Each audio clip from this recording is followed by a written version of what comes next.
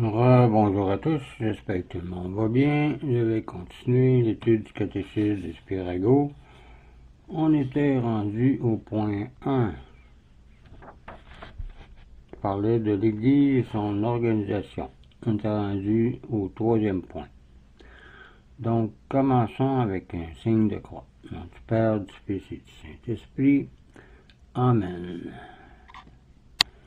Troisièmement, Jésus-Christ est le chef et le roi de l'Église. Déjà, les prophètes avaient annoncé que le Messie serait un grand roi, voir le psaume 2, dont le royaume durerait éternellement et comprendrait toutes les nations de la terre. L'archange Gabriel, de son côté, dit à Marie que le Sauveur serait un roi, dont le règne n'aurait point de fin. Voir Luc 1, verset 33. Le Christ, devant Pilate, s'appelle un roi, dont le royaume n'est pas de ce monde, disait Saint Jean 18, verset 36. Le Christ dirige et gouverne l'Église d'une façon invisible par l'Esprit Saint, comme la tête régit les corps, les membres du corps, d'où saint Paul appelle le Christ le chef de l'Église, et l'Église le corps du Christ. Voir Éphésiens 1, verset 23. Tous les chrétiens constituent le corps du Christ. Chaque chrétien est un membre de ce corps. Voir 1 Corinthiens 12, verset 27. On appelle aussi Jésus-Christ le chef invisible de l'Église, parce qu'il n'existe plus sur la terre d'une façon visible, à part du tabernacle, le très saint sacrement. Mais c'est non visible, c'est dans le ci. À cause de sa charité pour l'Église, le Christ est appelé son époux. L'Église, son épouse. Voir Apocalypse 21, verset 19. Le Christ s'est souvent servi de cette comparaison, entre autres, dans la parabole du festin nuptial. Voir Matthieu, chapitre 22. Saint Paul dit que par amour pour l'Église, Jésus-Christ s'est fait slave, comme Jacob, pour obtenir la main de Rachel. Voir Philippiens, chapitre 2. Qu'il a donné sa vie pour l'Église. Voir Éphésiens 5, verset 25. Le mot Église vient d'un mot grec qui signifie assemblée. Et saint Augustin fait remarquer que ce mot grec ecclésia signifie ceux qui ont été appelés par la grâce, tandis que la synagogue désigne ceux qui ont été contraints par la coercition de la loi.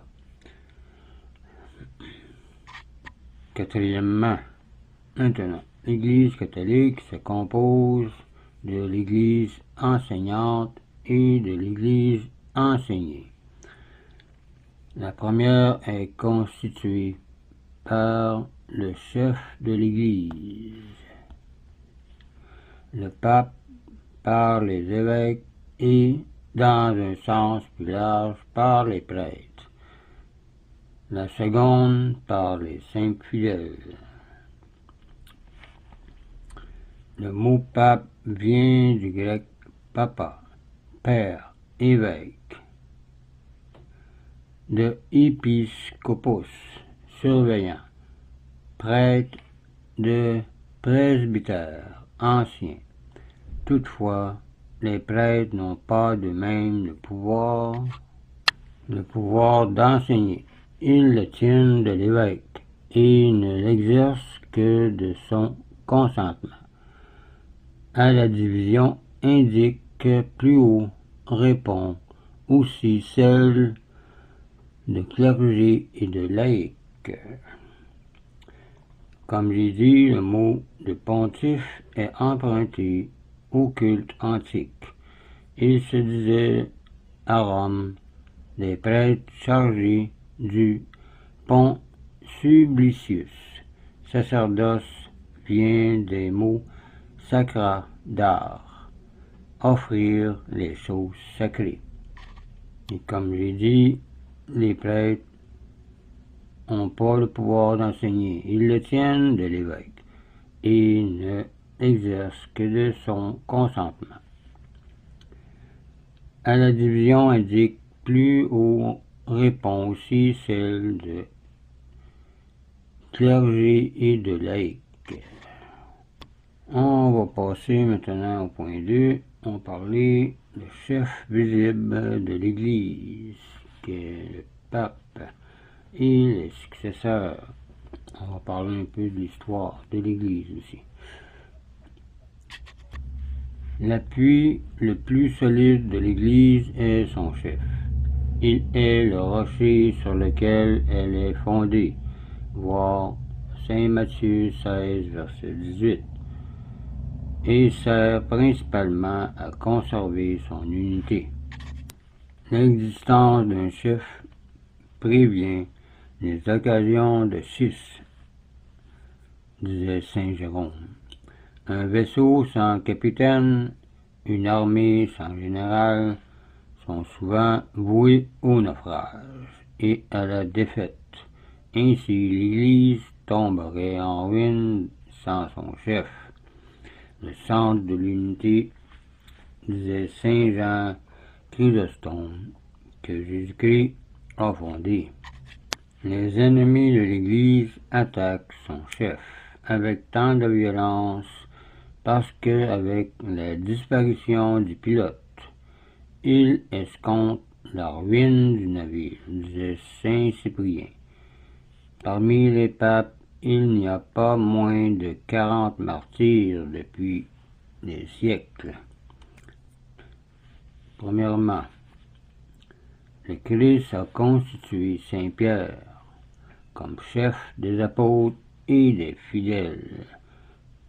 Voir Matthieu 16, versets 16 à 20, comme j'ai dit avant. Et il lui a dit aussi, paie mes agneaux, paie mes brebis, et il lui a remis les clés du royaume des cieux. Et il l'a souvent honoré de distinctions particulières. Après sa résurrection, Jésus-Christ apparut aux apôtres au bord du lac de Génézareth et demanda 3 fois à Saint-Pierre s'il l'aimait.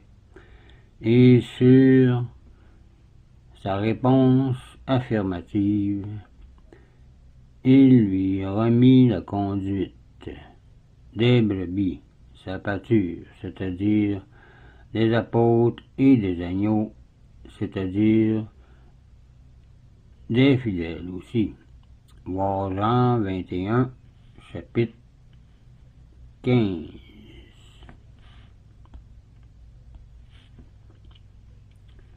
Les apôtres qui, vis-à-vis des nations, sont des pasteurs, sont appelés ici brebis par rapport à Saint Pierre, disait Bossuet.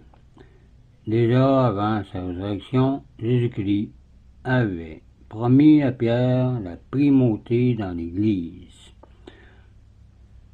Voir Matthieu 16, versets 16 à 20, comme j'ai dit tantôt.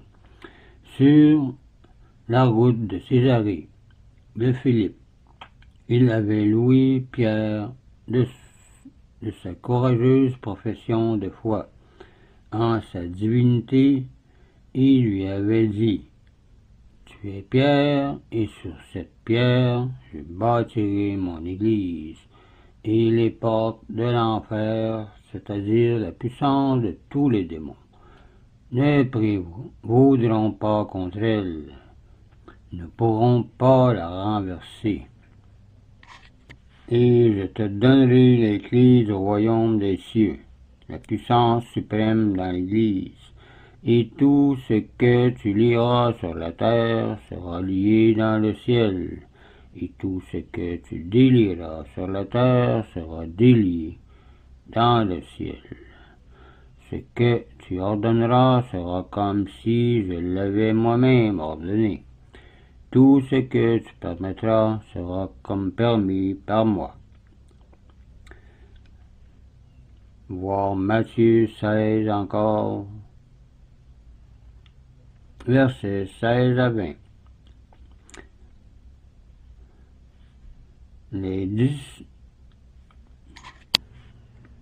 Les distinctions conférées à Saint-Pierre, Jésus-Christ changea son nom, Simon en Pierre. Il l'amena dans les circonstances les plus importantes de sa vie, comme au Tabor, au jardin des Oliviers. Il paya pour lui le tribut. Ressuscité, il lui apparut avant tous les autres apôtres. Voir Saint Luc, verset 24, Saint Luc, chapitre 24, verset 34, et 1 Corinthiens 15, verset 5. Saint-Pierre, etc. Saint-Pierre agit toujours comme chef des apôtres et fut reconnu par eux comme tel. Saint-Pierre agit comme chef des apôtres à la Pentecôte. Il prend la parole en leur nom. Il reçoit les premiers Juifs dans l'Église et à Césarée les premiers gentils. Il opère le premier miracle. Il ordonne l'élection d'un nouvel apôtre. Il défend les apôtres devant le tribunal. Il fait prévaloir son avis au concile apostolique de Jérusalem. En 51, voir Actes chapitre 15, Saint-Pierre fait reconnu comme chef par les apôtres. Les évangélistes, quand ils énumèrent les apôtres, nomment toujours Pierre en premier. Voir Matthieu 10, verset 2, Marc 1, verset 26, et Actes 2, verset 14. Et saint Paul, après sa conversion, jugea nécessaire d'aller à Jérusalem pour se présenter à Saint-Pierre. Voir Galates 1, 18 et 2, Galates 2, verset 2.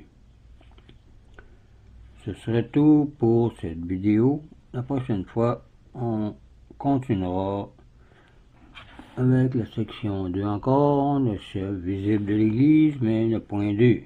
Et on parlera Saint-Pierre étant mort, évêque de Rome. La primauté et le pouvoir de Pierre passèrent à l'évêque de Rome.